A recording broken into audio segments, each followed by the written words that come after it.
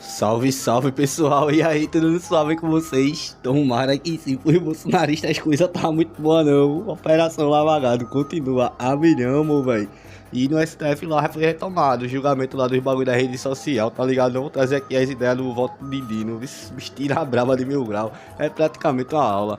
Por favor, se inscreve no canal, deixa like, comenta alguma coisa também pra fortalecer nós nesse negócio de engajamento. E sem mais delongas, vou trazer logo aqui o vídeo. É fogo no gado, papai. Extraordinários 1.037.396, a relatoria do ministro Dias Toffoli, e o recurso extraordinário 1.057.258, da relatoria do ministro Luiz Fux. E agora já tivemos os votos dos relatores, ministro Fux e ministro Toffoli, do meu próprio voto, do ministro André Mendonça, e agora passo a palavra ao ministro Flávio Dino. Senhor presidente, cumprimento Vossa Excelência, os nobres pares, aqueles que estão presencialmente e virtualmente, o Ministério Público, a advocacia, as partes, todos que nos acompanham. Eu vou me adstringir basicamente à apresentação da tese, como já anunciei, uma vez que as premissas fundamentais foram muito bem lançadas pelos relatores, que proferiram votos bastante extensos e profundos, tanto o ministro Dias Toffoli, a quem homenageio, assim como o ministro Luiz Fux, que creio que nos acompanha por vídeo.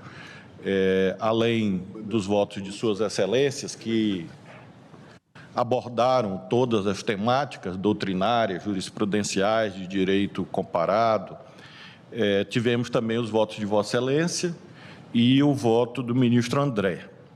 E faço essa referência para explicar a primeira parte do meu voto, que é a parte metodológica. Quais são as premissas que me levaram a votar como votarei? O primeiro ponto é que eu considero que as redes sociais não aproximaram a humanidade daquilo que ela produziu de melhor. As redes sociais não aproximaram a humanidade da ciência, tampouco da filosofia, muito menos ainda da religião. As redes sociais, se dependessem de mim, receberiam um juízo extremamente negativo em relação ao que vem produzindo de etos nas sociedades humanas. É preciso ter muito cuidado com o tecnodeterminismo. É uma encruzilhada vital na trajetória do ser humano na Terra. E há uma coisa curiosa. Eu, por vezes, vejo segmentos religiosos defendendo o tecnodeterminismo sem perceber que ele, em si, como valor, tem uma pretensão antinômica em relação à dimensão religiosa da vida, uma vez que o tecnodeterminismo quer ser Deus, onipotente e onisciente. E, portanto, não considero mesmo que nós pudéssemos, a estas alturas, sequer classificar isto de redes sociais. Considero, penso, contudo, que não estou aqui para realizar o meu plexo de valores. Um juiz não impõe a sua subjetividade pessoal por sobre um colegiado qualificado como esse, tampouco sobre a sociedade. Nós não somos tutores da sociedade e nós, portanto, não podemos agir de modo unilateral em relação àquilo que a humanidade vem produzindo, quer gostemos, quer não gostemos. Então, a primeira observação que faço é esta. Se dependesse de mim, o resultado desse julgamento seria outro, bastante diferente. E seria muito mais rigoroso em relação a tudo quanto aqui dito, porque, de fato, considero que uma sociedade que não cultiva os valores da ciência, da filosofia e da religião é uma sociedade fracassada. É um anti-humanismo, é uma contra-utopia. É preciso ainda, assinalo, ter muito cuidado com aquilo que é íncito hoje a esses meios, que é uma espécie de minimização da mentira, como se fosse algo acessório, menor ou até anedótico. A mentira existe e ela pode ser profundamente nociva, como mostrarei com um trecho do meu voto. É falso que tudo é uma questão de opinião. Você imaginar que a justiça eleitoral não funciona tão bem quanto gostaríamos é absolutamente legítimo. Contudo, dizer que há uma sala escura no TSE, onde magistrados manipulam o código-fonte, não é uma opinião, é uma mentira, e uma mentira tipificada. As pessoas não são obrigadas a acreditar em Deus, eu acredito, e eu tenho a minha corrente religiosa. Outros têm outra, e há agrupamentos agnósticos ou até ateus. Tudo isso é legítimo, tudo isso é uma opinião. O que não pode é, em qualquer meio, inclusive o virtual, aqueles que são agnósticos pretenderem exterminar quem pensa que Deus existe, ou o contrário. Então, a segunda observação que faço é que é impossível um tribunal que expressa os melhores valores que a humanidade foi capaz de produzir se encontrar diante da mentira institucionalizada e minimizá-la. A terceira observação que faço é que, a partir dessas duas grandes premissas, creio que o papel mais justo de um tribunal constitucional deve ser o da mediação. E, por isso mesmo, o meu voto é coerente com isto. É coerente com a busca de mediação, em que meus juízos absolutamente críticos em relação às redes sociais não serão expostos no meu voto, porque busco exatamente compreender a mediação que o tribunal tem que fazer em relação às outras instituições do Estado, em relação à própria sociedade, em relação às empresas, e este ethos que, nessa página difícil da história dos povos, nós estamos a vivenciar. Busco também, senhor presidente, o prestígio ao colegiado, a máxima união possível do tribunal em um tema difícil, autenticamente difícil, um hard case, é um valor a ser buscado, porque fortalece a legitimidade da decisão que nós possamos extrair. O meu voto, portanto, será um voto marcado pela autocontenção, em busca da mediação, em busca dessa ideia de união do tribunal em relação a estas posições todas que mencionei, entre as quais a minha própria. O segundo conjunto de observações diz respeito, e são apenas 3 observações, o segundo conjunto de observações, um pouco mais longo, diz respeito a um valor nodal que está sobre as nossas mesas, que é o da liberdade. Não há dúvida que esse julgamento é presidido pela controvérsia quanto aos contornos desse valor. A questão que eu quero fixar é que, independentemente das nossas preferências, nós estamos adstritos a um conceito constitucional de liberdade. Eu vejo que há pessoas que, por motivos talvez ideológicos, ministro Alexandre, praticam ou fingem praticar uma espécie de anarquismo, em que, supostamente, a regulação atrapalha a sociedade, desde que a regulação não seja contra seus próprios interesses, ou que esta regulação não ajude os seus negócios. Quando a pessoa faz um juízo a partir da sua própria perspectiva, às vezes o anarquismo não é tão anárquico assim. Estamos verificando isso agora numa pátria de referência para o direito constitucional brasileiro, que são os Estados Unidos, em que há disputas muito agudas, muito vivas na sociedade, em torno exatamente dessa dia de liberdade e regulação. Eu realmente não consigo imaginar outro conceito de liberdade que não seja aquele plasmado na Constituição, em que a responsabilidade não só anda de mãos dadas, como um limitador externo, mas, sobretudo, como um limitador intrínseco. Não existe liberdade sem responsabilidade em termos constitucionais.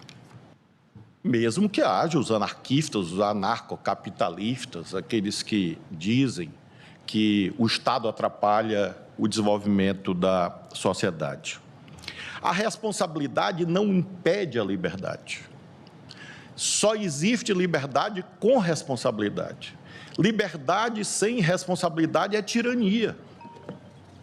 E este é um conceito assentado não só na nossa Constituição, como na tradição filosófica que nós preservamos. Presidente Barroso, eu leio muito alguns textos que, a meu ver, são fundantes de paradigmas que eu adoto na minha vida. E um deles são os artigos federalistas. Assim como a Bíblia, especialmente o Novo Testamento, eu já li várias vezes os artigos federalistas. E fui novamente lá no Federalista 51, James Madison, que deve assistir horrorizado certos debates que acontecem em outros quadrantes do planeta nesse instante. E é interessante lembrar que o Madison, quando ele diz os homens não são governados por anjos, ou não são anjos que governam os homens, e ele acentua, por isso é preciso limitá-los e controlá-los, ele se refere ao poder do Estado, como é a tradição filosófica liberal, mas ele se refere também à sociedade. O conceito de poderes privados abusivos está em Madison.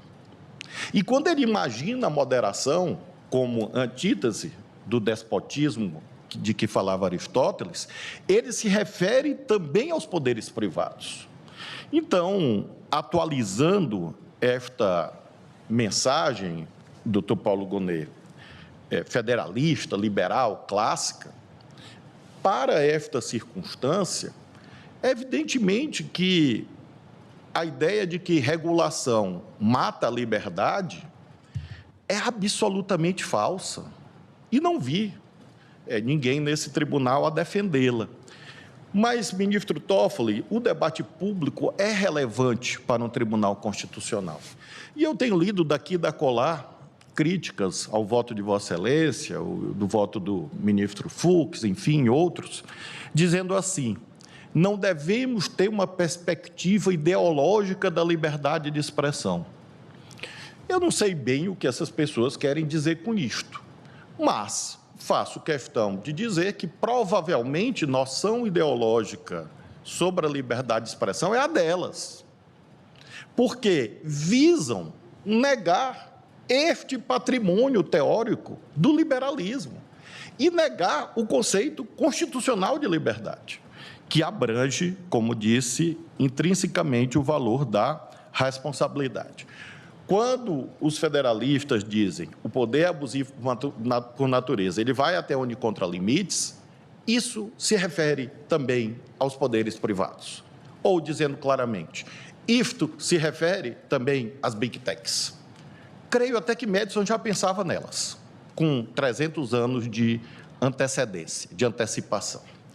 E, por isso mesmo, acentuo que responsabilidade evita a barbárie, evita tiranias. Eu, senhoras e senhores, vi no programa fantástico da TV Globo uma matéria sobre esse livro e fui atrás dele. Aconteceu com a minha filha. É um livro que um pai, um tio, um avô chora lendo. Chora. Porque, com uma escrita muito direta, muito objetiva, é um caminho de horrores percorrido por um pai de uma filha adolescente que jogava Minecraft e Roblox, como os meus jogam, e que foi descambar no mundo terrível de Discords e outras plataformas e Deep Webs e por aí vai. E este pai mostra a luta para tirar a filha da depressão, da automutilação e da vontade de se suicidar. Isto mostra que liberdade sem responsabilidade conduz à barbárie. E é disso que nós estamos cuidando aqui. Não são ministros ou juízes que acordaram pela manhã e, num propósito liberticida, resolveram tolher a liberdade de expressão das pessoas como se fosse uma espécie de delírio autoritário. Não, nós estamos dizendo não a delírios autoritários, desses que acham que alguma empresa privada vai apenas se autorregular. Qual é a empresa, o setor econômico ou social que se autorregula? Nem os cônjuges nos lares se autorregulam. Eles têm regulação. Um não pode fazer ao outro aquilo que a lei veda. Ninguém pode tratar seus filhos, as suas crianças, os seus adolescentes, sem regulação. Claro que há uma instância de autorregulação, em que cada um exerce a ponderação com seu plexo de valores, mas esta autorregulação é submetida a uma regulação que faz com que certo conjunto de valores sejam intangíveis pela esfera da autorregulação. Eu trago, colegas, um trecho do meu voto que ilustra alguns conceitos que usarei na tese, presidente Barroso, um dos quais tomado de empréstimo do voto de Vossa Excelência. E todos verão que eu incorporo à minha tese pontos de vista espelhados pelos 4 juízes que me antecederam, o ministro Toffoli, o ministro Fux, o ministro Barroso e o ministro André. E procurei, nesse exercício de autocontenção e de mediação, apresentar algo que acho que constrói um bom caminho para o tribunal. Como usarei, presidente Barroso, um conceito que Vossa Excelência defendeu na tese, eu acho que desligou o microfone, não? Um conceito que Vossa Excelência usou na tese, eu vou pedir para mostrar... Desligou? Parece que sim. É que está ligando a luz, mas parece que só sem som. Sim, oi? Não, né? Bom, como eu falo alto, né? Sala de aula, né? Está sem som? Alô, alô? Sim, ok. Então, um trecho do meu voto, porque eu usarei um conceito de Vossa Excelência e queria ilustrar a razão do uso desse conceito. Eu peço que abra rapidamente, são apenas 3 ou 4 slides. Por favor, pode passar.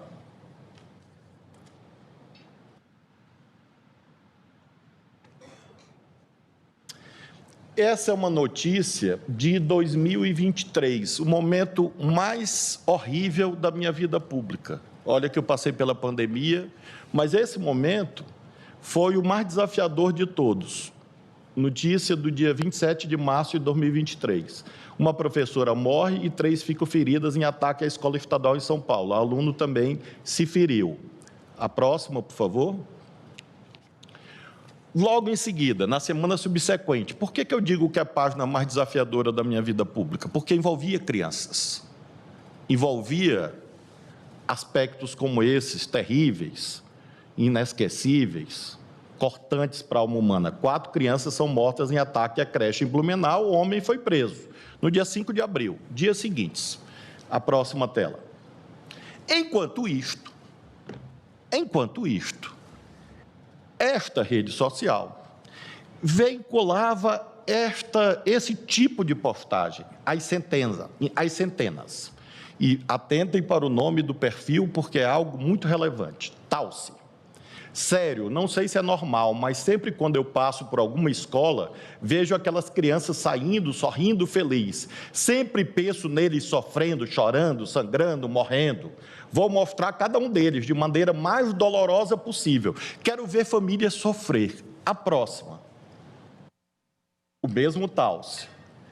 sem piedade, sem perguntas e respostas. Vou assassinar crianças. Adoraria ver as famílias sofrer. Disse, o mesmo Talce, disse que alguém escreve, é o que alguém fala, é uma janela para a alma da pessoa. O mesmo Talce, comentando uma postagem de um cidadão, de um perfil chamado Gabs. Imagina todos combinarem de fazer um massacre dia 20 de abril em todos os estados e regiões. Iria entrar para a porra da história do Brasil. Irá ser a porra do maior massacre do mundo. O Talce, bora todo mundo fazer no dia 20 de abril, que é o dia do aniversário de Hitler. A consequência disto, próxima tela. Quem é Talce? Talce é o atirador de Suzano, que já morreu. E aqui está essa notícia de 2021. Atiradores matam alunos e funcionários em escola de Suzano. Na manhã desta quinta-feira, dia 13, Guilherme Talce Monteiro, de 17 anos, e Luiz Henrique de Castro, de 25 anos, entraram na Escola Estadual Raul Brasil, em Suzano, na região metropolitana de São Paulo. Os dois são responsáveis pela morte de um total de 8 pessoas. E aí descreve, após o crime, Talce atirou em Luiz e se suicidou. Próxima tela. A consequência disto é que, logo em seguida, nesta pandemia, ou nesse risco sistêmico, ou nessa falha sistêmica, o então Ministério da Justiça recebeu 8.000 denúncias de ameaças em escolas. E foram realizadas centenas de operações policiais para evitar que escolas fossem invadidas, crianças decoladas e localizadas machadinhas, facas, máscaras, livros nazistas, suásticas e assim sucessivamente. A próxima tela. Aí já, em relação a outro evento. Essa postagem, ministro Alexandre... Uma pergunta, ministro Flávio Dino. Pois não. Realmente a operação, ela chegou a um resultado preventivo concreto. Havia realmente concreto, a ameaça concreta. Ministro Toffoli, aconteceu... Pode voltar a tela, uma tela, aproveitando a pergunta de Vossa Excelência. Aconteceu uma coisa muito singular. A doutora Estela Aranha, que era secretária de Direitos Digitais do Ministério da Justiça na ocasião, ela começou, junto com o Laboratório de Crimes Cibernéticos, que o ministro Alexandre conheceu, o ministro André conheceu, Vossa Excelência, enfim, todo o governo conheceu, da Polícia Federal, começaram a pesquisar postagens relativas a ameaças às escolas. Os senhores sabem o que acontecia? Quanto mais ela pesquisava, mais conteúdos ela recebia. Porque o algoritmo interpretava que ela gostava desse tipo de conteúdo. Isto é extraordinário. Não pode ter algo mais eloquente para mostrar o quão perversa é essa arquitetura. E aí ela recebia. E, ministro Toffoli, eu não dormia. Pela lei atual, ela teria que entrar com uma ação contra cada uma dessas postagens. Ministro Flávio. Pois não, ministro Alexandre. Só duas observações, aproveitando. Primeiro, esse ciclo do algoritmo, como Vossa Excelência disse, porque, diferentemente do que as redes que não querem, de forma alguma, serem reguladas e não se autorregulam, os algoritmos não são randômicos.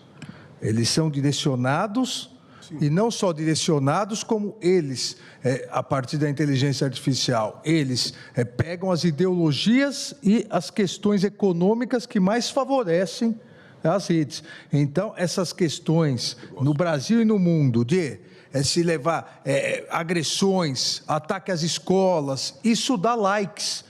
E os likes são monetizados e isso gera dinheiro. Vossa Excelência deve se recordar, e todos aqui, a questão na Austrália, que fez o primeiro-ministro determinar a retirada. O primeiro-ministro determinou a retirada porque mostrava um assassinato ao vivo. E isso, os algoritmos foram repassando porque isso vai gerando dinheiro. E uma segunda observação, Vossa Excelência mostrou aquele caso das escolas, deve se recordar, houve uma grande reunião dos 3 poderes, à época eu fui representando o Tribunal Superior Eleitoral, e em que ficou acertado pelos 3 poderes que haveria uma regulamentação. E, lamentavelmente, 2 anos se passaram. Quando as coisas esfriam, a necessidade de um novo grande crime para que haja uma regulação. Então, realmente, foi o que Vossa Excelência começou dizendo. Nenhum de nós aqui acordou com uma vontade liberticida. A verdade é que milhares de crianças, adolescentes, estão sofrendo isso, se mutilando. Aqui no Distrito Federal, com aerosol, desodorante, para um desafio, uma criança morreu. A outra criança, a polícia descobriu um desafio em que ganhavam pontos as crianças e adolescentes se filmassem agredindo a própria mãe. Eles tinham que agredir a mãe e postar. E as redes incentivando isso. Então, realmente é algo totalmente antissocial para umas redes que se denominam de redes sociais. Obrigado, ministro Flávio. Ministro Alexandre, na ocasião, aproveitando a intervenção de Vossa Excelência no ministro Toffoli, entrou um padrasto no Ministério da Justiça de um jovem de 19 anos que se suicidou no dia do aniversário, às 19 horas, se jogando do 19º andar de um prédio. Era um desafio. E esse padrasto chorava copiosamente por conta dessas induções. Acho que há um vídeo que eu esqueci de passar. Pode voltar um pouco? Acho que há. Acho que é esse. Pode liberar? Eu...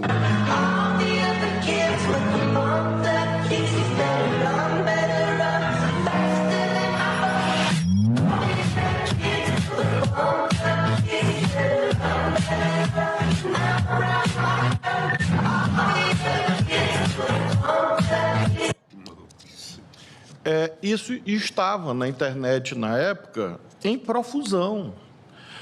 Esta música, eu sei que quase todos aqui falam inglês muito bem, mas a tradução é assim: todas as crianças com tênis caros, é melhor vocês correrem, melhor correrem mais rápido que a minha bala. E essa imagem é relativa ao massacre de Columbine. Então, é disso que nós estamos cuidando.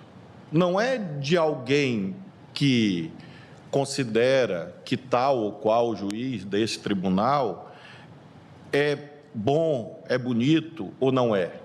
Nós estamos tratando dessas circunstâncias que ferem os valores, aí, ministro Fachin, quase que de direito natural, direito supraestatal, que uma sociedade que não tutela, não protege, não cuida das suas crianças, vulnera valores milenares de estruturação da sociedade. E, ministro Flávio, me perdoe novamente, só esse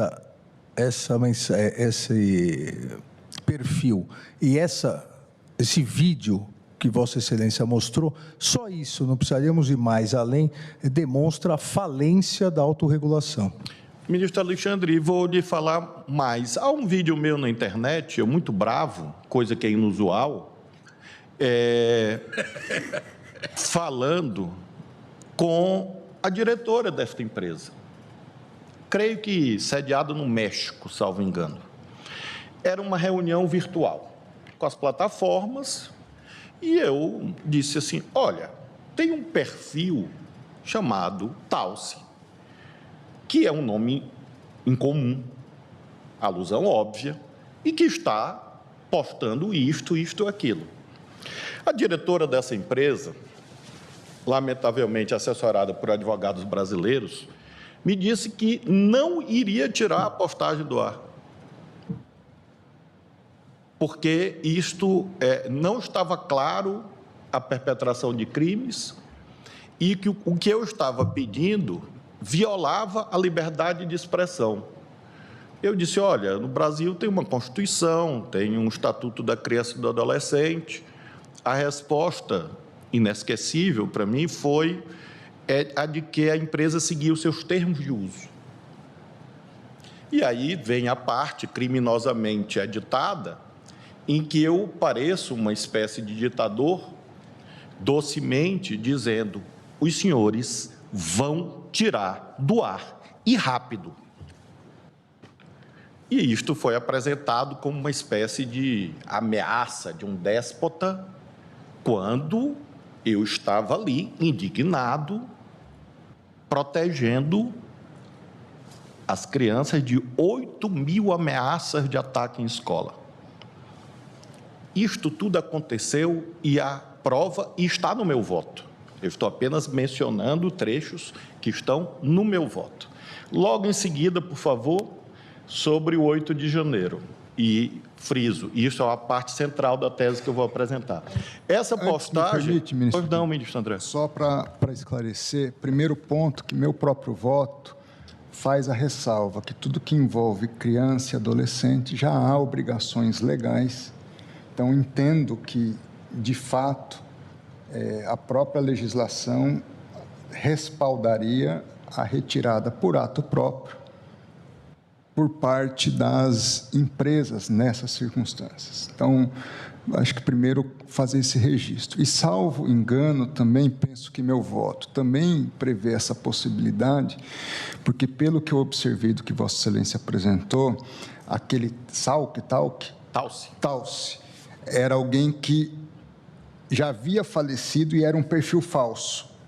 Então, também por essa circunstância, a empresa também já deveria, por ato próprio, ter mecanismos, ou devia ter tido mecanismos, para que esse perfil não pudesse estar se manifestando. Só consignar. Eu lembro bem, ministro André, essa parte do seu voto, com a qual, obviamente, eu guardo inteira concordância e vou destacar isso em seguida. Aqui é o 8 de janeiro. Essa postagem está no ar até hoje. Está no ar. O Exército bloqueou a entrada de ônibus e carros no QG de Brasília. Os patriotas foram lá e acabaram com o bloqueio. Agora é guerra. Vamos ocupar o Palácio do Planalto, o STF e o Congresso. Intervenção militar. Me parece que não há muita margem de dúvida, a não ser aquilo que Humberto Eco chama de interpretação paranoica, segundo a qual a Constituição, quando, por exemplo, diz que Brasília é capital da República, haveria uma margem interpretativa para pensar na cidade ou no veículo da Volkswagen, né? Tirando essa hipótese disparatada de interpretação paranoica, não há dúvida quanto ao teor desta postagem que está no ar até o momento presente. Em seguida, vamos para outro território da vida, menos importante, mas igualmente nocivo. Falas falsas atribuídas a Galípolo impulsionam a alta do dólar. Isso já foi agora em 2024. A mentira se prestando à cobiça humana, à ganância de especuladores, veicula uma fala do Galípolo. Veja que eu estou percorrendo territórios. O território mais importante, social, família, crianças, o território da política, o território da economia. Aí estão falas falsas atribuídas a Galípolo, movimento, o mercado financeiro, e o dólar disparou, enfim, com base numa postagem na plataforma X, o antigo Twitter. Vamos à próxima, creio que é a última. Esta é a mais recente, a última dimensão, a dimensão das eleições. Achei extraordinária a manchete do La Nación. Cuentas libertárias reproduzem fake news em um vídeo falso de Maurício Macri a horas de la eleição. O Macri aparece. Tem como liberar o vídeo, por favor? Quería contarles que tomé la decisión de bajar la candidatura de Silvia Los Penato. Y yo sé, se preguntarán por qué, y no estarán entendiendo el mensaje, pero todos los pronósticos muestran que el kirchnerismo está primero en la ciudad y eso no lo podemos permitir. Por eso te pido que este domingo vayas a votar por Manuel Adorni. Eu creio que é suficiente. O vídeo segue e o Macri, o ex-presidente da Argentina, isso agora em maio, faz um discurso absolutamente plausível e com uma qualidade técnica. Eu lembro dos debates que nós tínhamos sobre moeda falsa, preteritamente, saudade deste tempo, com uma verossimilhança, porque o discurso faz sentido. Ele propugna o voto útil. Ele diz, olha, eu tenho o meu candidato, mas o kirchnerismo pode ganhar, eu estou retirando e estou apoiando a candidata Y. E isto foi ao ar. Qual o peso disto na eleição? Obviamente não me cabe aquilatar, mas ele ainda diz, quando vocês votarem amanhã, por questões técnicas e de tempo, a lista da Silvia, candidata supostamente retirada por ele, continuará aparecendo na tela. Por isso essa mensagem, votemos todos no candidato do presidente Milei e não permitiremos que o kirchnerismo ganhe na cidade de Buenos Aires. Não preciso despender páginas o quão danoso isto é e, eventualmente, como se conformar a jurisprudência no mundo, inclusive no Brasil, um dano irreparável. Porque, evidentemente, o único bem escasso numa eleição é o tempo, que não para e não volta. Com base em tudo isso, senhoras e senhores, e eu encerro a demonstração desse trecho do meu voto, eu só consigo imaginar que devemos, como tribunal, avançar na direção da liberdade com responsabilidade, a liberdade regulada, que é a única verdadeira liberdade. Eu nunca vi alguém pretender abrir uma companhia aérea sem regulação, em nome do direito de ir e vir. É tão disparatado quanto, na minha ótica. Alguém compra um avião, põe no aeroporto e diz, agora eu sou uma companhia aérea. Nunca ninguém disse que exigir regulação viola o direito de ir e vir, porque sabemos bem que isso é necessário. Finalizo a penúltima parte do voto, a última antes da apresentação da tese, citando um jurista dos Estados Unidos. Eu perguntei, fiz uma consulta, a liberdade de expressão é um direito absoluto? E veio a seguinte resposta, a liberdade de expressão é um direito fundamental, mas não é absoluto. Embora seja essencial para a democracia e a liberdade individual, existem limites e restrições que podem ser aplicadas em certos casos. E o jurista diz, limitações. Primeiro, discurso de ódio. A liberdade de expressão não protege o discurso de ódio, que pode incitar violência ou discriminação contra grupos específicos. 2, difamação e calúnia. A liberdade de expressão não protege declarações falsas e difamatórias que possam danificar a reputação de alguém. 3, segurança nacional, que é um debate muito presente nos Estados Unidos.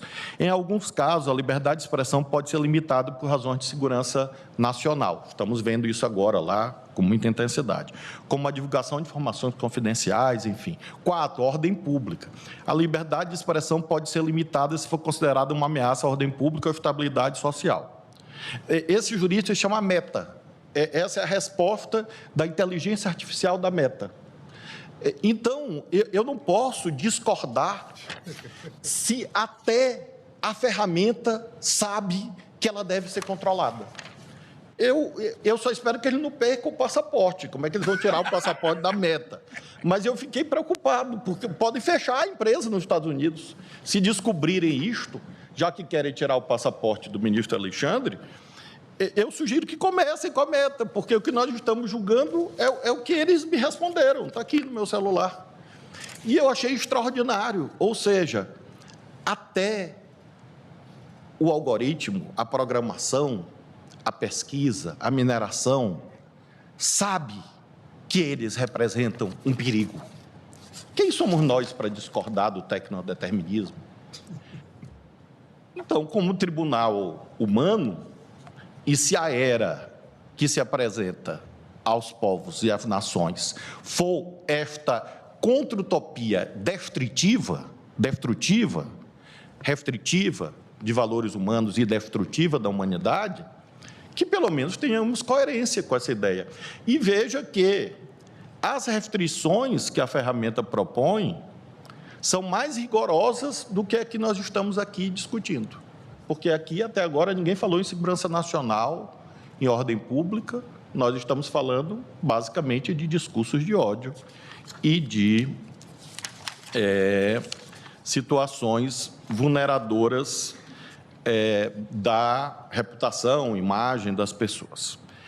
Concluí a parte introdutória e agora a tese que entregarei em seguida para os eminentes pares, frisando quais são as premissas. Portanto, é algo exigido pela Constituição, não é algo que o tribunal está criando para violar a Constituição, na verdade é para realizá-la, e assentada estritamente no direito objetivo. O primeiro item da tese, creio que há uma ampla, quase total, eu diria, convergência, em relação à compreensão de proteção deficiente e a técnica, se é interpretação conforme, se é inconstitucionalidade parcial, a meu ver, o que interessa na parte da tese, que é a última com a qual concluirei, presidente, é o resultado. E digo, item 1, frisando, presidente, que a parte de fundamentos eu coloquei toda no voto e procurei fazer uma tese bem sintética e bem direta. O provedor de aplicações de internet poderá ser responsabilizado civilmente, nos termos do artigo 21 da Lei 12.965, pelos danos decorrentes de conteúdos gerados por terceiros. Aí eu incorporei um pedaço, creio, do ministro Toffoli, ressalvadas as disposições específicas da legislação eleitoral e os atos normativos expedidos pelo TSE. Essa redação é quase integralmente, salvo engano, do ministro Toffoli. Em seguida, na esteira do que o eminente presidente propôs, digo, o regime do artigo 19 da citada lei aplica-se exclusivamente a alegações de ofensas e crimes contra a honra, pelos motivos que o eminente ministro Barroso declinou longamente, que eu não vou aqui reiterar, no sentido de que, nessas situações em que há um dissenso razoável, um árbitro terceiro, suprapartes, Poder Judiciário, deve ter a sua atuação prestigiada como uma esfera de proteção dos vários valores em conflito. Então, caminho mais ou menos na direção, nesse ponto, do que daquilo que o ministro Toffoli, embora haja uma diferença em relação ao 19, o ministro Fux e o próprio ministro Barroso propugnaram aqui. Eu fiz, presidente Barroso, um corte em relação aos conteúdos jornalísticos, porque creio que o ministro Toffoli deu uma boa solução, que foi retirar as empresas de jornalismo disto aqui. Mas, evidentemente, estou aberto ao debate. O item 2 da tese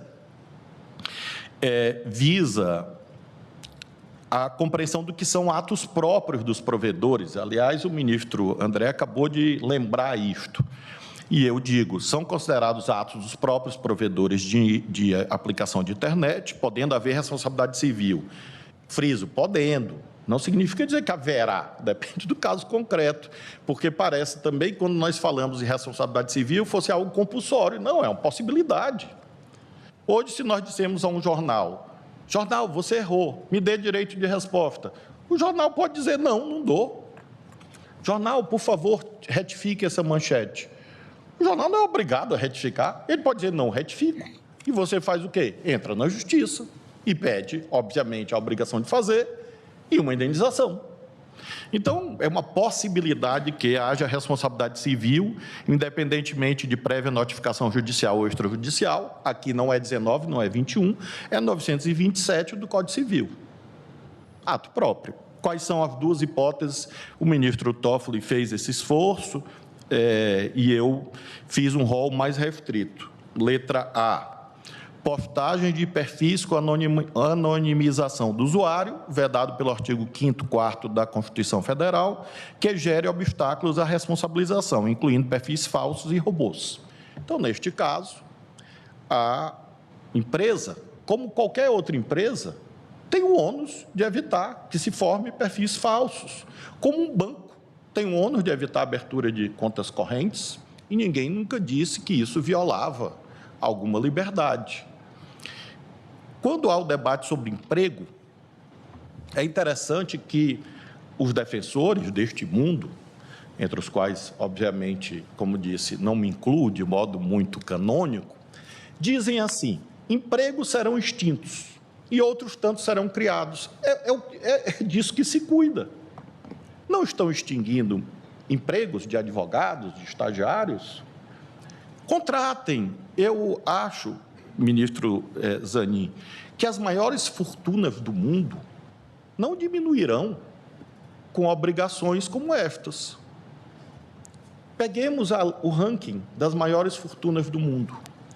Não são petroleiras, não são bancos, não são proprietários rurais, são as empresas de tecnologia. Patrimônios de trilhões de reais. Então, não é algo desproporcional que se exija que a empresa contrate pessoas. Não montam centrais de telemarketing com milhares de pessoas. Então, contratem 3, 4, 5 mil advogados, existem no mercado, para acompanhar isto e poder expungir as dúvidas. É uma forma de extinguir empregos de um lado e criar do outro. Ministro Flávio Isto Dino, não vai abalar os lucros dessas pessoas. Não, ministro Flávio. essa questão dos custos, né, que Vossa Excelência agora menciona, eu mencionei no meu voto uma grande rede social que todos nós usamos para pesquisa. Ela teve o mesmo lucro líquido do Banco Itaú em 2024, tendo só 2 mil funcionários no Brasil. O que mostra que é algo, e o Itaú com certeza tem centenas de milhares, é algo absolutamente razoável que nós fortaleçamos o dever de vigilância, de cuidado, de prevenção, de precaução, inclusive com contratação de pessoas, porque é um ônus da atividade econômica. Um shopping não tem que manter seguranças, um banco não tem que manter seguranças, o Supremo mantém seguranças. Então, qualquer atividade humana tem bônus e ônus. Nós declaramos aqui, lá no passado, penso, ministro Gilmar, que eu nem estava aqui ainda na corte, que é lícita as normas que determinam a porta giratória de controle na entrada dos bancos, que é constitucional. Isso é um custo para o banco. Inclusive leis municipais, podendo legislar sobre isso. E os bancos não quebraram por conta disso, me parece. Ministro Gilmar. Sim, ministro Flávio Dino, encantado com a sua exposição e poder de síntese. Devo dizer também que na Alemanha, quando entrou em vigor essa lei, que hoje serve de parâmetro talvez para a União Europeia e também para o Online Act da Grã-Bretanha, se diz que, por exemplo, Facebook teve que aumentar significativamente o número de funcionários, mas é algo óbvio. Eu vi até uma publicação num jornal nosso dizendo que haveria um aumento de despesas, mas é claro que qualquer atividade que precisa ser regulada, ela tem que atender, inclusive, a isto que se vem dizendo sobre o dever de cuidado. Não é?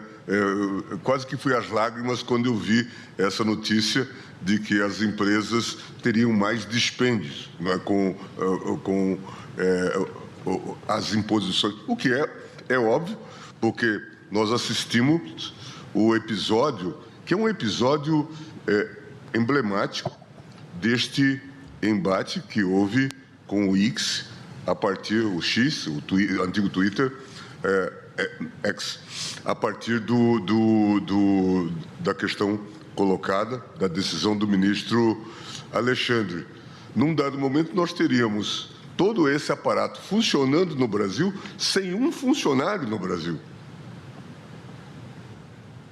E sem nenhum controle no Brasil. E sem nenhum controle. Portanto, veja a gravidade de uma instituição como essa, que, obviamente, é mais poderosa do que todas as instituições de imprensa escrita e falada. Portanto, é muito sério, não é, que se venha, ou melhor, é um disparate se dizer que isto haverá ônus para as empresas. Claro, a regulação importa, de fato, ônus procedimentais e de recursos humanos. Ministro Gilmar, o senhor veja que isso equivaleria a dizer que é absurdo as empresas de aviação terem que contratar mecânicos, que a regulação exige manutenção periódica. Então, por que mecânicos? porque é uma atividade econômica e quem tem o bônus, quem tem o cômodo, suporta o incômodo e vice-versa. E a segunda hipótese, agradecendo as intervenções dos eminentes pares, que enriquecem a minha reflexão, a segunda hipótese, presidente Barroso, tratada também aqui, acho que pelos próprios relatores, acho que por Vossa Excelência também, são ilicitudes veiculadas em anúncios pagos e postagens patrocinadas ou mecanismos similares, porque é uma atividade econômica e se, teoria do risco, se a pessoa gera um risco e aufere lucros em razão disto, evidentemente, tem um dever de cuidado. Vossa Excelência está no capítulo de responsabilidade por atos próprios. Atos próprios, isso. Primeiro, perfil anônimo e o segundo, anúncio. Anúncio. Pago, né? E impulsionamento pago e assim sucessivamente. E veja que é um rol bem restrito em relação à minha ideia pessoal. O item terceiro, e é o mais difícil... Perdão, só para eu...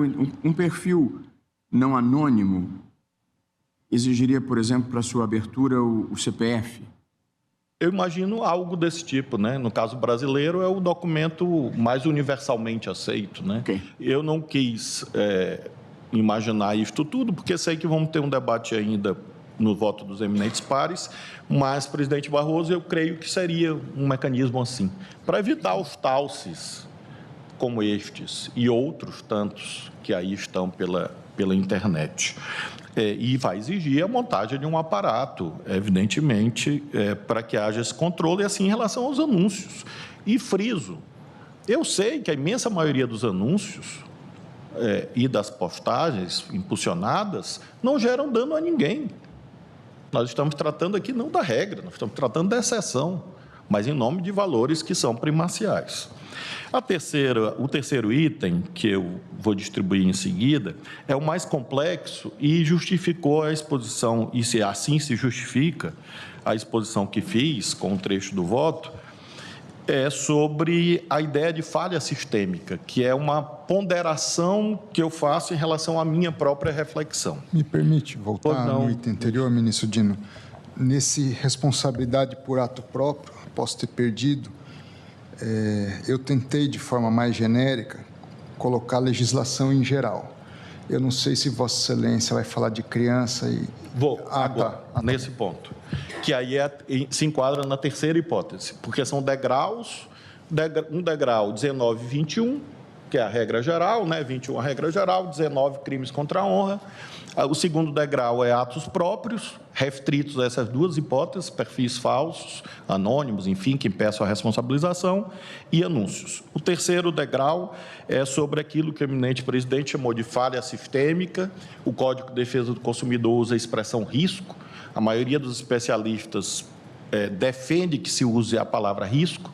Eu incorporei o que o presidente Barroso, na minha anotação, falou no voto, salvo engano, se eu estiver errado, Vossa Excelência, é claro, pode fazer interpretação autêntica aqui do voto, mas eu escrevi: na hipótese de configuração de falha sistêmica, os provedores podem ser responsabilizados civilmente nos termos do artigo 14, parágrafo 1º, inciso 2º do Código de Defesa do Consumidor. 14, parágrafo 1º, inciso 2º do CDC, é quando um serviço é inseguro. Ele, segundo a técnica existente, oferece riscos mais altos do que seria razoável. É esse o conceito positivado no 14, parágrafo 1º e 2º do CDC. Ministro, só porque eu estou procurando acompanhá-lo. No item 1, Vossa Excelência tratou do 21 e do 19. No item 2, tratou de atos próprios e falou de perfil anônimo e anúncios pagos. Só. Isso, só. E aí o item 3 é falha sistêmica. Falha sistêmica, lastreado no conceito positivado do 14, parágrafo 1º e 2º do CDC, porque é uma relação de consumo e, como disse no início, ia procurar ancorar o meu voto no direito positivado, no direito objetivo. E aqui temos uma controvérsia, porque o meu rol é bem restrito em relação a essa hipótese. Eu, obviamente, guardaria simpatia pessoal por um rol mais largo, mas, como mencionei na parte metodológica, em busca de mediações, eu restringi essa hipótese mais dura de responsabilização pelos conteúdos criados por terceiros nos seguintes casos em rol taxativo. E logo em seguida eu vou conceituar falha sistêmica na tese. Qual é o rol que eu propus? Letra A, crimes contra crianças e adolescentes. Dever de cuidado mais alto. B, crime de induzimento, instigação, auxílio ao suicídio ou automutilação, previsto no artigo 122 do Código Penal. C, crime de terrorismo, nos termos da Lei 13.260 de 2016. D, os crimes contra o Estado Democrático de Direito, fazer apologia à violência, etc. E fiz alusão, até por uma redundância, mas para lembrar que os crimes contra o Estado Democrático de Direito não são delitos de opinião. Não é dizer eu não gosto do governo, é dizer, mediante fazer apologia, incitação de violência, grave ameaça para depor o governo, para invadir o Supremo, intervenção militar. É disso que se cuida, não é opinião sobre o governo ou sobre o Supremo. Isso está na tipificação do Código Penal, mas disse fazer apologia, instigar violência, grave ameaça, visando a prática dos crimes contra o Estado Democrático de Direito, devidamente tipificados em lei. Para fim de responsabilidade civil prevista nesse item, considera-se falha sistêmica imputável ao provedor de aplicações de internet deixar de adotar adequadas medidas de segurança contra os conteúdos ilícitos anteriormente listados, configurando violação aos deveres específicos de prevenção e precaução, assim como o dever de cuidado necessário aos provedores. 3.2, importado do Código de Defesa do Consumidor. Consideram-se, e também do próprio Marco Civil da Internet, consideram-se adequadas as medidas que, conforme o estado da técnica, forneçam os níveis mais elevados de segurança para o tipo de atividade desempenhada pelo provedor. 3.3, que é a distinção. A existência de conteúdo ilícito de forma atomizada e isolada não é, por si só, suficiente para configurar a responsabilidade civil, de acordo com esse item. Então, imaginemos, ministro Fachin, ministro Zanin, uma postagem, isolada, nesse instante. O provedor seria responsabilizado? Não. Segundo a tese que eu proponho, não. É preciso aquilatar que isto é algo sistêmico, ou seja, há dezenas, centenas de mensagens do mesmo espaço de tempo defendendo a invasão do Supremo, do Congresso, etc., como aconteceu. Ou nesse caso das escolas, que eram milhares de mensagens. Pois não, ministro Toffoli? Isso está contemplado no meu voto, embora não nos termos que Vossa Excelência traz de uma maneira mais sintética, quando eu digo que a responsabilidade por ato de terceiro nessas hipóteses é em razão do engajamento. Sim. Ou seja, não é uma simples postagem, mas um engajamento permitido que leva a isso se multiplicar. Pois não, é exatamente isso. Como disse, como esclarece Vossa Excelência, converge plenamente com o quanto dito. Apenas creio que há, ministro Toffoli, uma distinção quanto ao rol, que meu rol é mais restrito do que o rol que Vossa Excelência propôs, embora, evidentemente, pense que esse é um tema muito relevante de debate. E, finalmente, bom, em relação à postagem isolada, aí incidiria o 21. Então, há uma postagem isolada de alguém que diz: vou invadir o Supremo e matar o ministro André. Darei um tiro nas costas dele. Embora certamente ele ia errar e acertar em mim, porque eu sou mais... Ou em mim. Nós somos mais identificáveis. Eu pelo tamanho, Vossa Excelência por outras razões. Mas imaginemos que o alvo fosse o ministro André. Então, não há uma falha sistêmica e tudo, o ministro André notificaria a plataforma, e aí, se a plataforma não tomar nenhuma providência, aí nasce o dever de indenizar danos morais, enfim, para suas esposas, suas famílias, enfim. E, finalmente, eu botei uma cláusula de proteção das plataformas. Pois não, ministro Zanin? Nessa hipótese que Vossa Excelência coloca, esse exemplo, estaria inclusive dentro das chamadas políticas da plataforma que Vossa Excelência leu. Quer dizer, se a própria plataforma diz que consegue, ou com ação humana, ou inteligência artificial, identificar e retirar, Vossa Excelência acha que deveríamos abrir esta possibilidade, ou seja, só se houver engajamento, porque é uma postagem grave, séria, que coloca uma ameaça em relação a uma instituição do Estado brasileiro. Ali na sala de lanche, eu diria, eu concordo com Vossa Excelência. Aqui, com as premissas que eu finquei em relação ao voto e a busca, como disse, de uma decisão que una o tribunal e que dialogue com a sociedade de modo amplo, fiz essa concessão, eu diria, em relação ao meu sistema de crenças. Ponderação. Uma ponderação. O que eu interpretei essa abordagem, que já vinha do voto do ministro Toffoli, como um regime especial. Até fiz algumas notas a propósito do tema, tendo como base a experiência hoje desenvolvida e acho que bem sucedida pela Justiça Eleitoral nas suas resoluções, que faz aqui um regime de corresponsabilidade, né?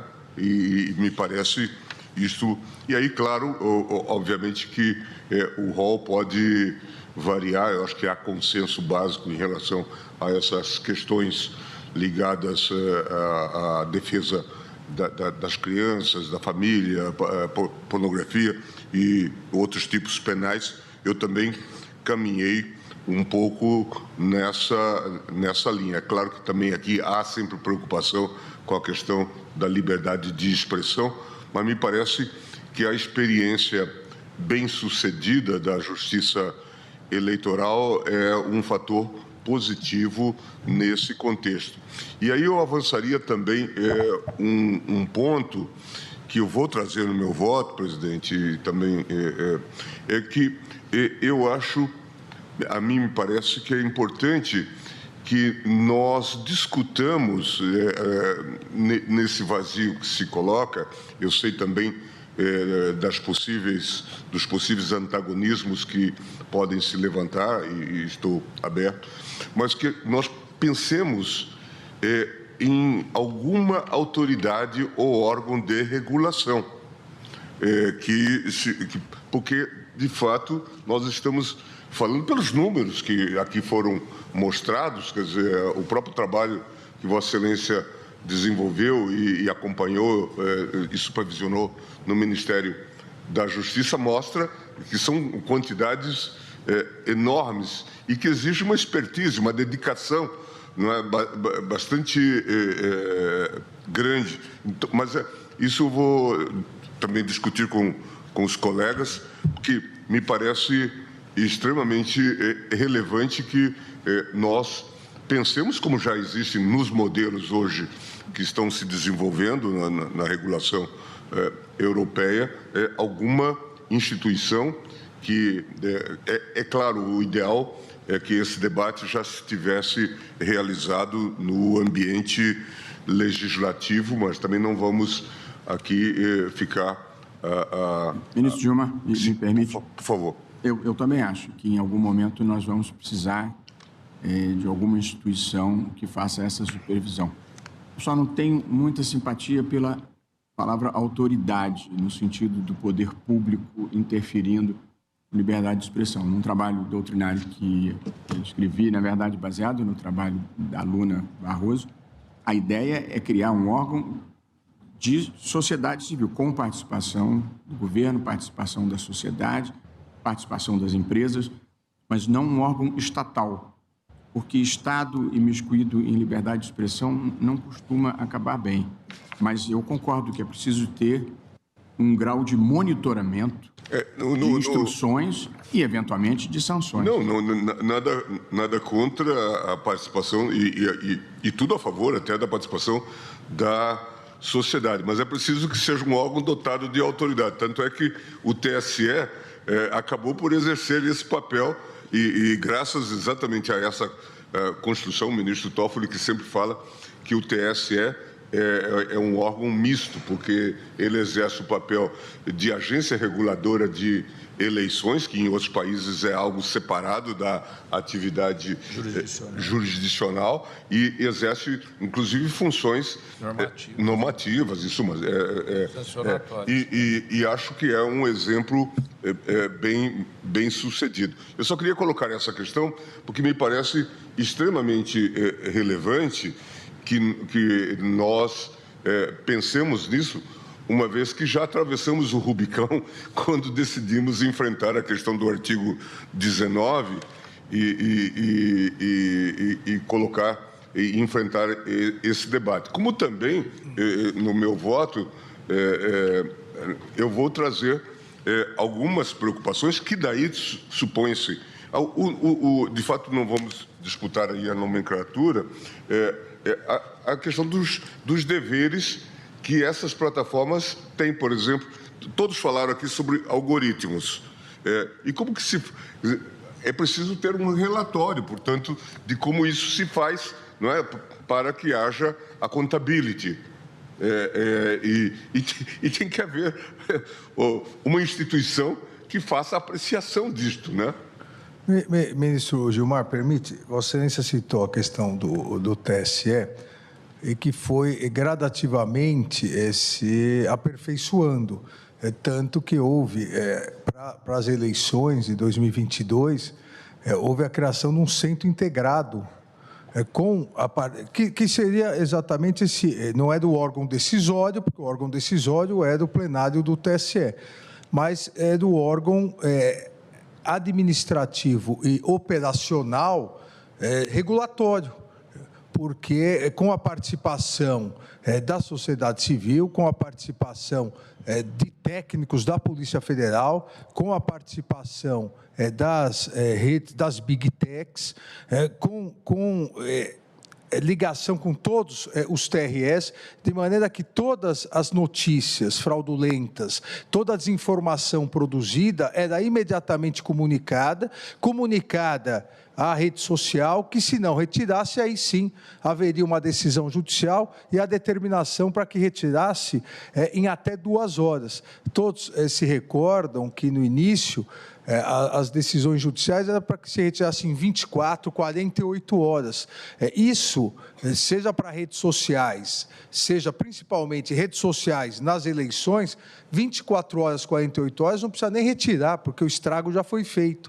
E todo o modelo negocial das Big Techs dizia que era impossível isso, o ministro Fachin lembra, porque era o presidente do TSE quando iniciamos isso, eu vice, e se adaptaram, não houve nenhum problema. Nas eleições do ano passado, isso foi natural, porque aí fluiu natural.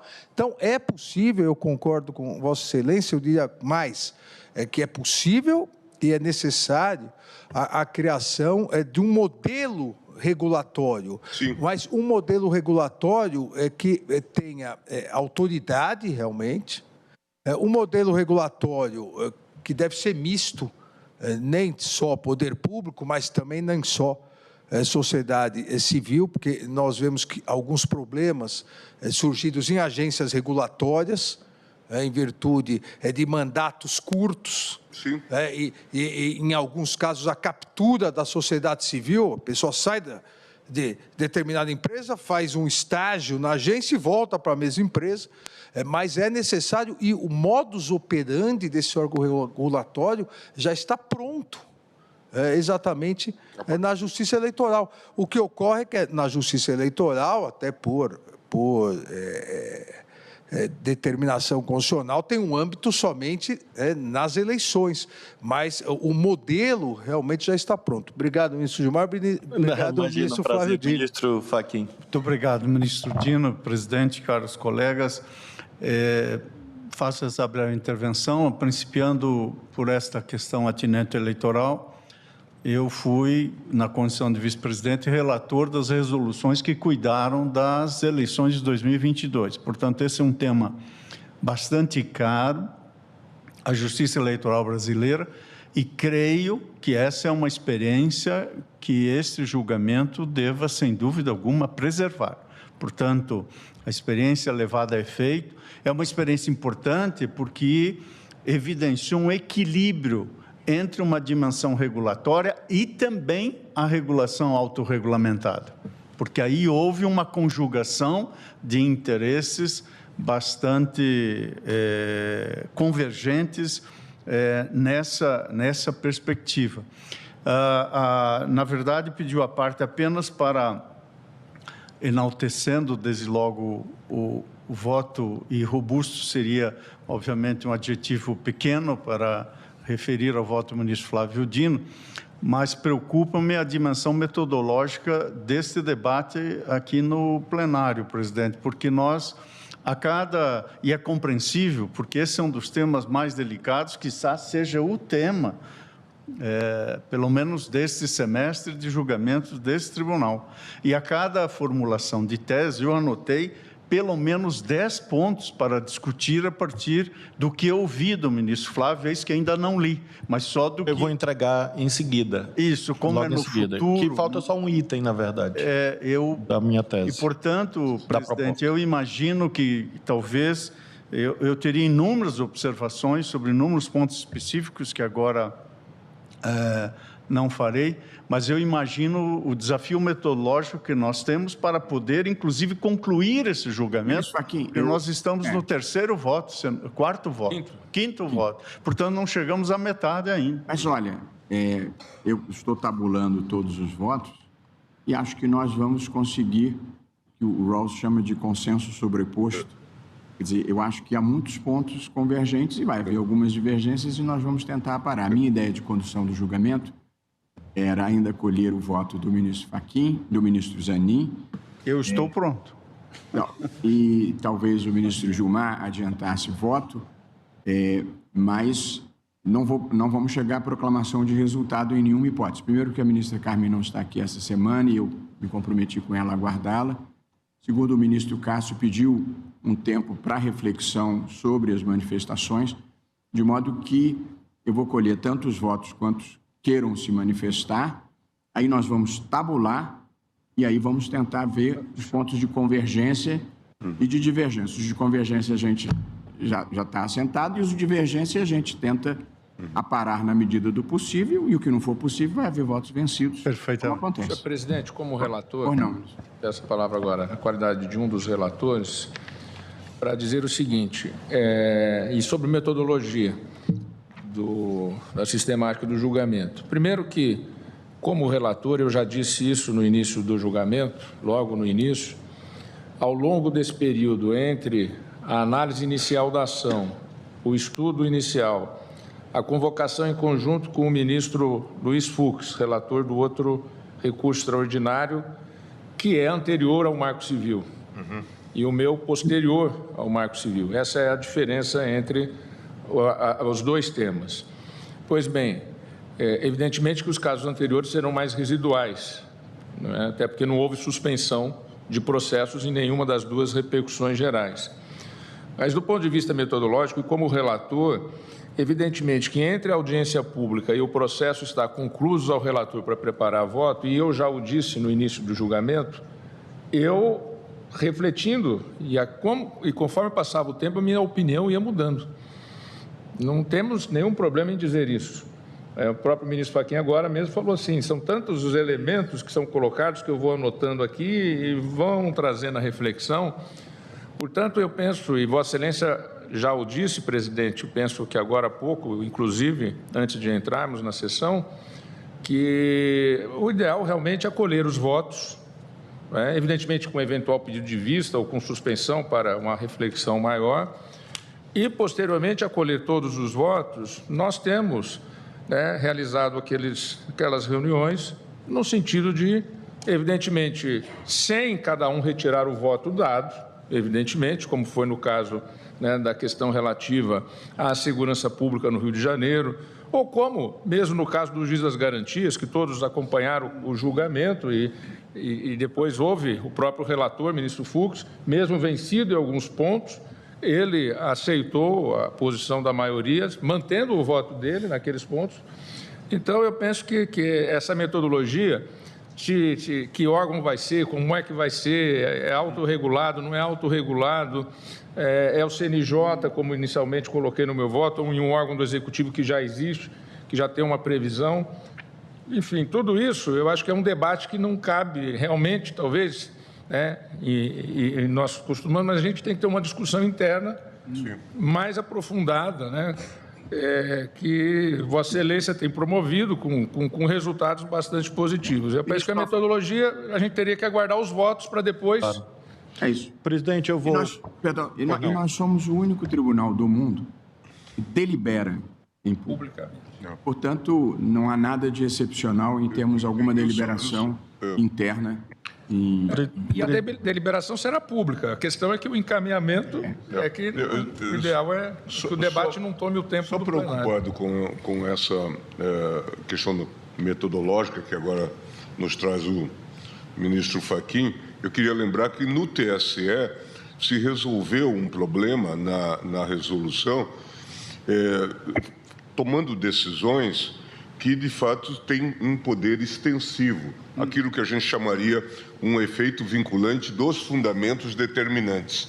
A decisão que afeta um conteúdo também afeta outros conteúdos, o que é fundamental no contexto em que nós estamos envolvidos, sob pena de estarmos a enxugar gelo. Então, é fundamental também essa experiência Permite, em virtude da multiplicação, né, da desinformação, às vésperas da eleição, realmente nós aprovamos no TSE, com base no Código de Processo Civil, a possibilidade da extensão da decisão que o plenário havia tomado, desde que fosse a mesma fundamentação, as mesmas mensagens. Imagina, se retira uma mensagem, nós sabemos que na hora seguinte, essa mensagem pode aparecer 1 milhão de vezes seguidas. Se toda vez houvesse necessidade de deliberação, não haveria nenhuma efetividade. Então, foi aprovada essa resolução e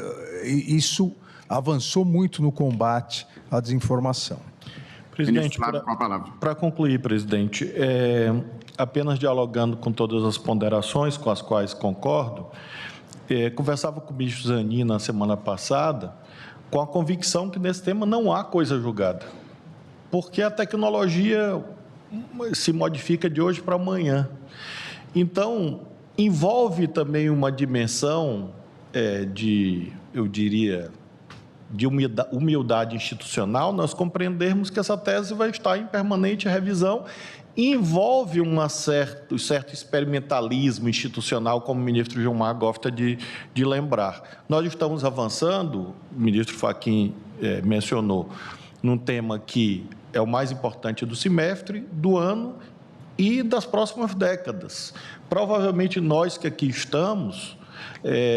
vamos vivenciar ainda, sobretudo os mais jovens no tribunal, entre os quais, infelizmente, eu não me incluo, jovem idade, mas os que ficarão mais tempo do que eu, vão ainda julgar isso inúmeras vezes, porque, infelizmente, a corrente hegemônica na sociedade vai no sentido daquilo que eu chamei de tecnodeterminismo. Então, muito provavelmente, essa tese vai ser revista, como disse o ministro Toffoli, dizendo que ele próprio mudou o seu ponto de vista, eu também.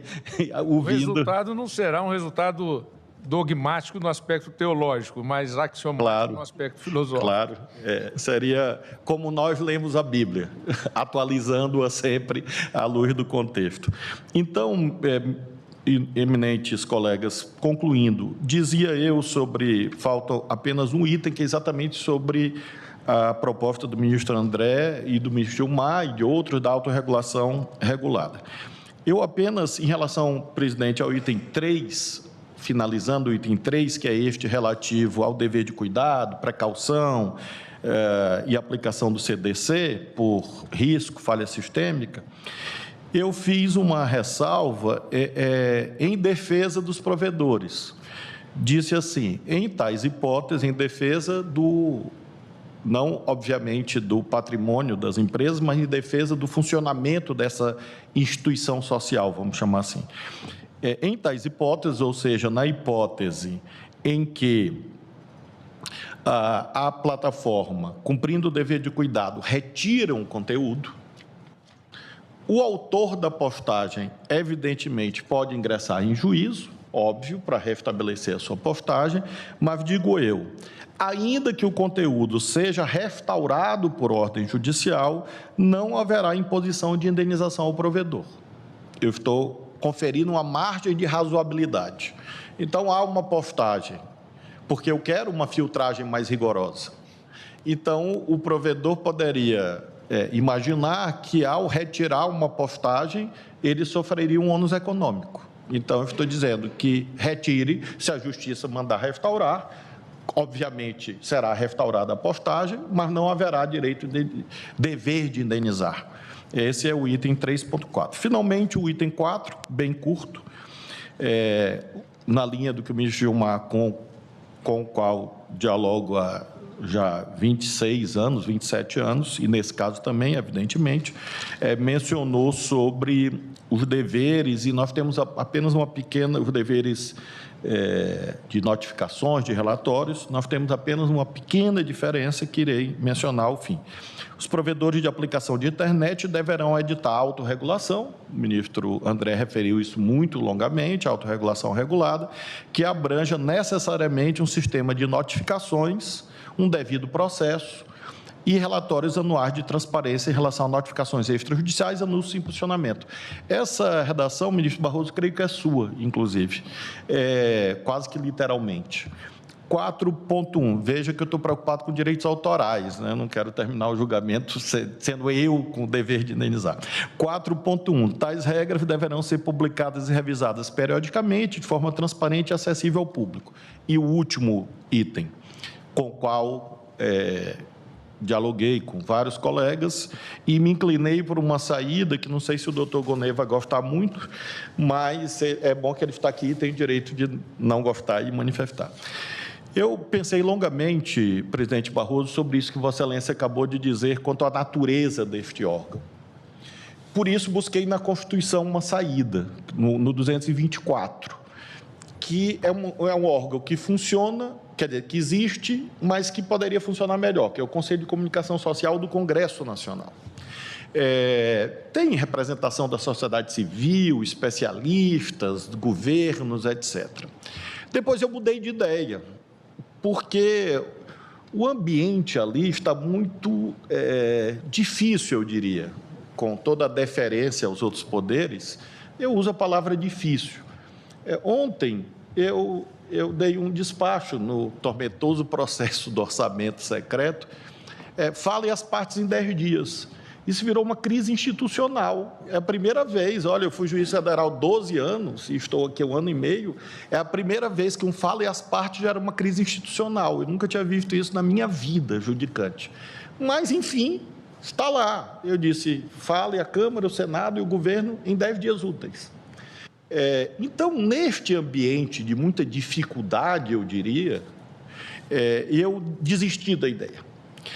Depois eu pensei um órgão do Ministério da Justiça, criado por lei, que é a ANPD, a Agência Nacional de Proteção de Dados, que o ministro Gilmar argumenta muito fortemente, amparado na Constituição, porque diz ele, e dirá aqui, com certeza, que, em última análise, tudo é proteção de dados. Tudo que nós estamos aqui tratando envolve manuseio, mineração, manipulação, mau uso de dados. Eu, ministro Barroso, novamente, agi premido por essas circunstâncias fáticas, exóticas do nosso tempo. Há uma singularidade muito, a meu ver, anedótica, ao modo como o Supremo é chamado. Os que gostam do Supremo chamam o Supremo de Supremo. Os que odeiam chamam de STF. O STF, eu já notei isso no discurso público, eu acho muito singular, porque dizem Supremo só Deus. Eu acho isso. Por isso que é Supremo Tribunal Federal, não é Supremo Supremo. E com esse nível de contaminação, eu fiquei imaginando, ministro Gilmar, a seguinte postagem. Supremo dá. Aí pode variar, vamos dizer, dá ao PT, dá aos comunistas, dá sei lá o quê. Se o Banco Itaú é comunista, a Globo é comunista, imagina. Segundo essas versões mais deslizantes da realidade, chamemos assim. Eu pensei, ministro Gilmar, se a decisão não seria lida, como o presidente Barroso acaba de ponderar, no sentido que nós estamos legitimando uma censura estatal por sobre a internet. Tecnicamente, em condições normais de temperatura e pressão, que nós estamos muito longe de ter, graças, inclusive, a estas empresas que são largamente responsáveis por esse nível de contaminação, porque, como disse o ministro Alexandre, eles comparecem aqui como os causadores desse julgamento. Eles são os causadores deste julgamento. O ônus desse tribunal e de outros no mundo e do legislador deriva das suas falhas e daquilo que o ministro Alexandre lembrou, do seu modelo de negócios. A ânsia pelo lucro gera brigas entre amigos de ontem, brigas viscerais, e gera também essa necessidade que nós estamos aqui nos defrontando. Então, eu, presidente Barroso, pensei no Conselho de Comunicação Social do Congresso, pensei na NPD, porque há de ter, inclusive eu indaguei do ministro André, com quem eu mantenho uma relação sempre muito fraterna, há muitos anos. Eu, quando era governador, Sua Excelência me visitou lá, e quando ele era ministro da Justiça, conversamos várias vezes, e, portanto, sempre tive um diálogo muito desobstruído com Sua Excelência. E indaguei a ele, quando ele tratou da autorregulação regulada. Bom, e até que o Congresso legisle? Há de ter. Vossa Excelência, ministro Barroso, lembrou aqui no outro julgamento que, acho que o Zé Carlos Barbosa Moreira dizia que norma sem sanção era sino sem badalo, alguma coisa desse tipo. Então, nós não podemos chegar na esfera da autorregulação regulada e deixar que fazermos o sino e deixar o badalo a uma circunstância, infelizmente, hoje inverossímil, que é a votação da lei. Ora, se o 231 da Constituição espera regulação há 37 anos, que versa sobre direitos indígenas, muito provavelmente nós teríamos também essa postergação infinita desse debate. Por isso, eu propus algo que, a meu ver, é consentâneo com a ideia da Procuradoria-Geral da República como uma instância de consensualização social. Quem deu esse poder? O Constituinte e o legislador ordinário. Veja que acordo de não persecução penal é o Ministério Público que conduz. TAC é o Ministério Público que conduz. A suspensão condicional do processo, acordos de leniência. Então, provisoriamente, considerando que é uma instituição que é estatal, mas não é governamental, me pareceu que, naquele sistema de câmaras que a Procuradoria-Geral da República possui, uma das câmaras, até que venha lei específica, funcionaria como uma instância de depósito da autorregulação e, eventualmente, de mediação. E friso, finalmente, propus muito claramente na tese que seja a Procuradoria-Geral da República e não o Ministério Público, porque sabemos bem que o Ministério Público são muitos, por conta da independência de cada um dos seus membros e, segundo a nomenclatura mais atual, membras. Então, nós sabemos que é muito difícil. O ministro Alexandre me lembra também de outra atualização. O que nós precisamos, contudo, é ter essa instância. E entre as várias opções, eu me inclinei por esta da Procuradoria-Geral da República para ser a instância de recebimento das autorregulações, dos relatórios e de condução de TACs e de mediações, enfim, até que Espero ainda estar nesse plano existencial, com 80 anos de idade, certamente, sobrevém a lei específica. E aí, enquanto o Procurador-Geral da República estiver no seu mandato, ele teria essa honra de implementar com o intermédio dessa Câmara. Presidente, Flávio, me permite uma parte? Pois não, Gisane. Inclusive, uma dúvida. O voto do ministro Dias Toffoli, relator, independentemente da tese que venha a ser fixada, pelo que eu entendi, Vossa Excelência estabelece um período de acompanhamento de relatórios, e dentre outras coisas, numa espécie de processo estrutural. Então, eu não sei se, desde logo, seria necessário já definir esse órgão, se a prevalecer a proposta do ministro Dias Toffoli, relator, em relação a esse aspecto, haveria uma fase de acompanhamento. Aqui no Supremo ou no CNJ, eu imagino. Eu acho que seria similar ao que aconteceu no processo de segurança do Rio de Janeiro. Janeiro. Eu coloquei o CNJ, porque o relator tem a obrigação de iniciar o debate. Então, evidentemente que uma proposição tem que surgir. Eu até falava aqui com o ministro Gilmar Mendes, indo na toada aí, mas não vou dizer aqui publicamente, determinado órgão do MP, se passar para lá, as redes sociais vão regulamentar rapidinho. Vamos pedir para a gente regulamentar, vai vir embargo de declaração para que o CNJ ficaria em melhores... Bom, também tem essa opção do processo estrutural. Eu presidente, agradecendo a tolerância e a participação de todos os colegas, concluí meu voto e vou pedir para distribuir a tese que representou esse modesto esforço de reflexão, frisando que sou usuário das redes sociais e acho que nós estamos condenados a isto. Para mim, é uma condenação existencial. Agora, é preciso... eu preferia outra forma de estruturação da sociedade em que as pessoas lessem, e não apenas 140 caracteres. Mas é o atual quadro histórico e nós não somos ditadores, nem podemos ser, nem tiranos. Provavelmente eu estou errado, porque há as virtudes da tecnologia, mas fiz esse esforço de regulação ponderada. São 280. 280? Caracteres. Então agora melhorou, Senhor presidente. Eu preferia 280 páginas, eu sou mais antigo. Mas eu presidente, com essas premissas, quero elogiar o trabalho de todos quantos votaram, os que votarão, obrigado, porque acho que é algo histórico. Muito obrigado. Flávio Dino, ministro Toffoli. Senhor presidente, eu sei que pelo adiantado da hora não haverá tempo para iniciar um novo voto. Depende, se for o ministro Alexandre, um advogado disse que queria almoçar, tomar café, ele não deixou. Eu quero frisar isso. Mas eu penso que nós já até extrapolamos o horário. Então... mas, enfim, a condição é do presidente. Mas eu só não queria deixar passar esse momento para, primeiro, realmente registrar, como já fizeram outros colegas, o denso voto, e ilustrado, inclusive, com material jornalístico e por vídeo, do ministro Flávio Dino, que se soma a outros tantos votos também já proferidos. Mas o ponto que eu gostaria de dizer aqui, senhor presidente, já que finalizou-se com essa discussão, até com o ministro Zanin perguntando do meu voto, em relação a que órgão seria isso, e agora o ministro Flávio Dino também traz aí, com fundamento constitucional, fundamento legal, a questão do Ministério Público, é que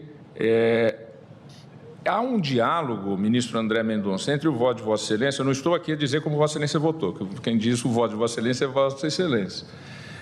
Um diálogo entre a autorregulação regulada e uma regulação de responsabilidade estabelecida pela Constituição e pela lei. Não são excludentes.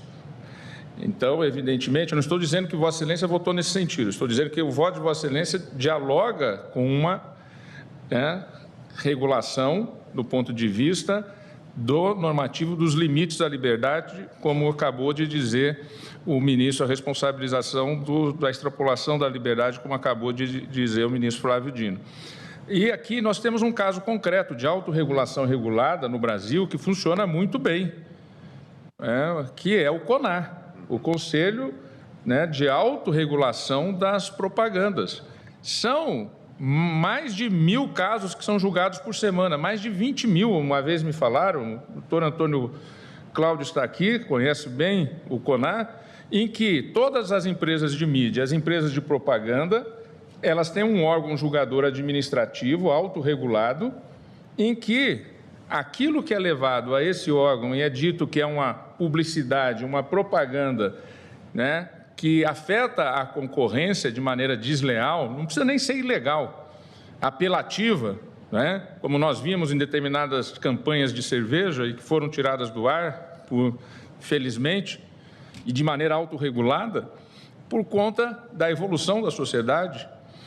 Essa autorregulação funciona muito bem. Imagina, seriam 20 mil casos que a Justiça teria que estar julgando por semana de publicidade e propaganda que as próprias instituições, elas o fazem. E, uma vez determinado pela Câmara do CONAR, essa propaganda tem que ser refeita, não importa o custo da publicidade, a agência vai ter que refazer e vai ter que lançar um novo tipo de publicidade, se adequando à jurisprudência daquela autorregulação regulada. Uma coisa não exclui a outra. É evidentemente que ninguém está, né, proibido de ir ao judiciário. Não está proibido de ir ao judiciário, mas ali é um acordo entre as agências e as empresas de mídia e as empresas que divulgam a publicidade de que aquilo que é decidido ali fica ali. E isso é muito bom, porque a sociedade resolvendo os seus problemas, ao invés de terceirizar os seus problemas para o Poder Judiciário e essa judicialização imensa que nós temos. Então, eu sempre dou esse exemplo da autorregulação que funciona bem. E, evidentemente, como até os advogados das Big Techs vieram à tribuna, existe uma autorregulação já, né? Se ela está dentro dos limites da Carta Constitucional e da nossa legislação ou não, é o que nós estamos aqui a pensar e refletir. Então, eu gostaria só de destacar que há um diálogo, sim, entre a autorregulação regulada e os limites impostos pelo Por isso Estado. Que eu compartilho do otimismo do presidente, no sentido de que é possível construir a tese, inclusive com a aparentemente dissonante tese do ministro André, porque ele defendeu, sobretudo, a autorregulação regulada, mas ele defendeu a regulação, que é o conceito fundamental, reconhecendo, pelo que eu entendi, a insuficiência dos mecanismos atualmente existentes, por uma série de razões. E esse é o acréscimo ao que o ministro Toffoli diz, presidente. É até teoricamente mais fácil, porque as empresas de publicidade são centenas. Essas Big Techs se reúnem numa Kombi, como se dizia antigamente. São 4, 5. Então, elas podem e devem, tendo uma atitude deferente em relação à sociedade e ao Estado brasileiro, facilmente encontrar, e eu acredito nisso. Presidente, eu esqueci de votar no caso concreto. A doutora Carmen me alertou, sempre vigilante, e eu acompanho o ministro Toffoli no caso concreto, que ele... exatamente. O caso do ministro Fux é que, salvo falha da minha memória, que obviamente pode acontecer, não houve ordem judicial naquele caso concreto. Não houve. No caso concreto do ministro Fux, após a primeira ordem judicial, a plataforma retirou.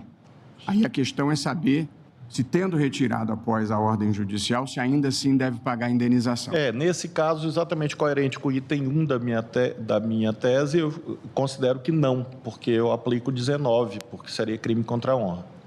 Então, eu tenho eu divirjo em relação ao ministro Fux e creio que nesse ponto acompanho Vossa Excelência, salvo engano. Vossa Excelência, então, está dando provimento... Presidente, então, na verdade... No caso do Fux, e acompanhando o Toffoli no caso dele. A questão, se Vossa Excelência me permite, saudar Vossa Excelência, Procurador-Geral da República, Paulo Gonet, no nosso caso, discutir-se também se os crimes contra a honra poriam a responsabilidade à plataforma. E aí, essa era a essência do debate, não era a responsabilidade civil. É isso. Então, ministro... Tinha um detalhe, desculpa interferir, ministro presidente, no caso do ministro Fux, não sou o relator, Sua Excelência o é, mas eu já votei, é que ali tem um detalhe. A conta não foi criada pela... Foi sim. Não, desculpa, estou confundindo. Foi criado pelos alunos, é verdade. É uma confusão, né? Então, o voto do que ministro... Orkut, é coisa da nossa adolescência. O Orkut é tão antigo. Primeira retificação, na Kombi o que cabe é a torcida do Botafogo, diferente. Eu vou ingressar em juízo contra Vossa Excelência. E a do Santos também. É bem maior, hein? Portanto, apenas... Tem 2 santistas. Não cabem nem os títulos na Kombi.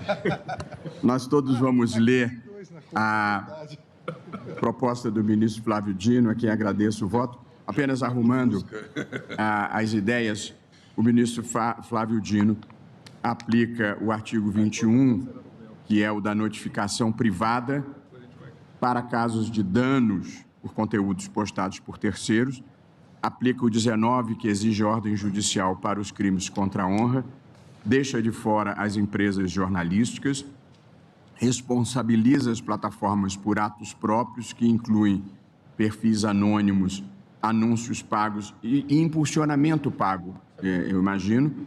E terceiro, sobre o que alguns chamam de falhas sistêmicas ou dever de cuidado ou monitoramento ativo, Vossa Excelência aplica para crimes contra crianças e adolescentes, instigação ao suicídio, terrorismo, crimes contra o Estado Democrático de Direito, e aí procura depois definir o que seja falha sistêmica, reporta ao Código do Consumidor, faz uma ressalva no tocante a não haver responsabilidade quando se remova conteúdo,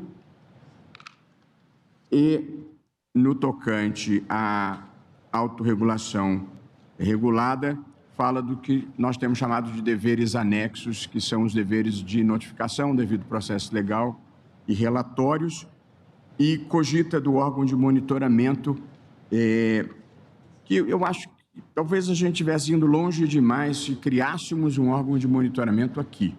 Mas se avançarmos, ou se avançássemos nessa direção, eu, sem querer interromper vocês, eu certamente cogitaria uma solução como a do ministro Dias Toffoli. Eu tenho mais simpatia por uma entidade privada do que pelo poder público com poder, e uma entidade privada que pudesse representar perante o judiciário para que o judiciário tomasse as decisões. Mas isso nós avançaremos nessa discussão. Eu só para terminar, porque tem muitas vertentes, eu procurei listar as questões que nós estamos equacionando, ministro Flávio Dino, que são: quais são os casos que exigem notificação judicial, quais são os casos em que basta notificação privada, responsabilidade por atos próprios, dever de cuidado, monitoramento ativo por falha sistêmica, deveres anexos e, eventualmente, termos mais um órgão. Eu acho que com isso, ministro Fachin, pelo menos a gente consegue tabular sobre o que a gente precisa decidir.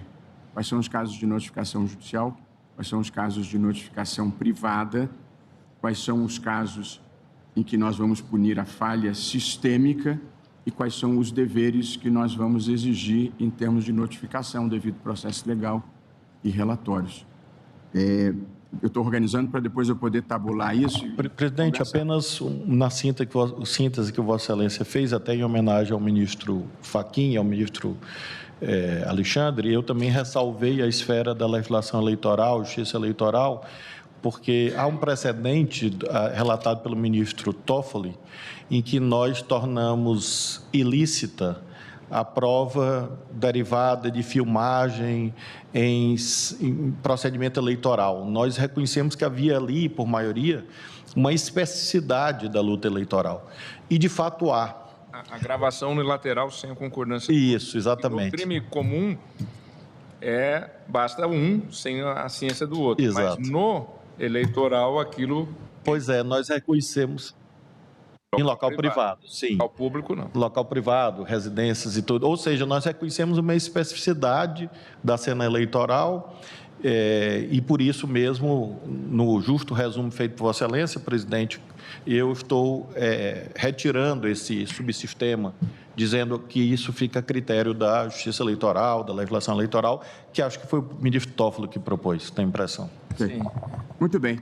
Eu vou encerrar a sessão, porque essa é uma sessão extraordinária, e depois vamos começar a da tarde, às 14h30, com o voto do ministro Cristiano Zanin. Ok? Na moral, pô, Flávio Dino, tira a braba demais, né, não? Supremo Dino. É show, velho. André Mendonça chega a ficar perdidinho aí no meio. Também, meu irmão, vai botar André Mendonça no STF. Quem tem um bagulho desse na cabeça? Ah, Bolsonaro. Enfim, eu vou encerrar já o vídeo por aqui. Por favor, se não comentou ainda, peço que comente. E se assistiu até aqui, meu muito obrigado do fundo do meu coração. Deixa like se não apertou até agora. Se inscreve no canal se não for inscrito. A chave Pix do canal é ajudefilosofiamarginal@gmail.com. Pode ser qualquer valor, dá pra pegar altos cortezinhos aí, meu velho. O bicho deu uma voadora no peito do Congresso, tirou braba com os papos tortos de Bolsonaro e tudo mais. Logo menos vou trazer uns cortezinhos aqui também. E é isso, muito obrigado, até a próxima. E que venha muito churrasco pra nós, fogo no gado, papai. Inscreva-se, curta e compartilhe. E se possível, manda um Pix. Estou precisando muito e só o Bolsonaro que não precisa recebeu. Até a próxima!